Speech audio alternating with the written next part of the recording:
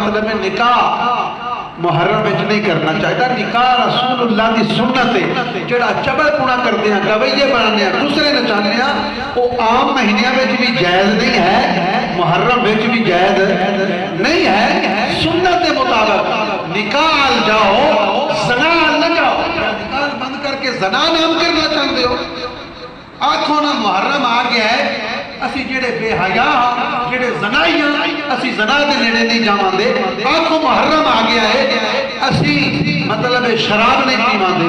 جتنے بے حیائی کام نے یا تسی آنکھوں جڑے علماء یا ذاکرین نے کہ اسی اپنی قوم نو اس چیز تو آگاہ کرنا ہے بھائی محرم آ گیا ہے, شراب نہ پیویاؤ, زنا دے نیڑے نہ جاویاؤ.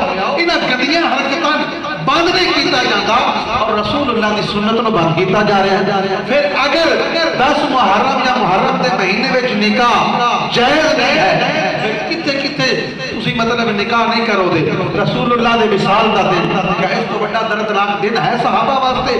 صحابہ اپنی حواس کھو چکے سن, صحابہ پتہ ہی نہیں چلتا کہ ساڈے واسطے ہو کی گیا. پھر اسی اگر یہ نکاح نہیں کرا دے رسول اللہ دی وصال والے دن نکاح نہیں کریں گے, اگر شہادت کسی صحابی کی واسطہ رسول دی شہادت تے نکاح ناجائز ہو گیا, پھر فاروق اعظم دوسرے خلیفہ پہلے محرم شہید ہوئے, پھر تو بھی نکاح نہ کرو. پھر عثمان غنی شہید ہوئے 1852, پھر انہاں دے دیہڑے بھی نکاح نہ کرو.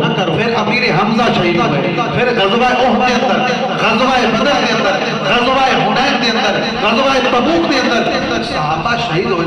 پھر ساریاں شہادتاں دیہڑے کی کرو, نکاح بند کر دیوائے تمہارے بھوندے پھرو. کوئی دن بھی گن پھر نکاح واسطے خالی لبنا نہیں. نکاح رسول اللہ دی سنت ہے. اگر ایک پاسے قانون بنانا ہے تو پھر قانون ساریاں شہادتاں تے بنے دا, ہر پاسے باغو ہوئے دا. جڑے نجائز کام نے وہ محرم ہوئے یا ذوالحجہ ہوئے, کوئی بھی مہینہ ہوئے وہ نجائز نہیں, نجائز نہیں. نکاح کرنا نجائز نہیں ہے, سنت مصطفیٰ ہے, رسول اللہ دی سنت ہے. پھر اگر اسی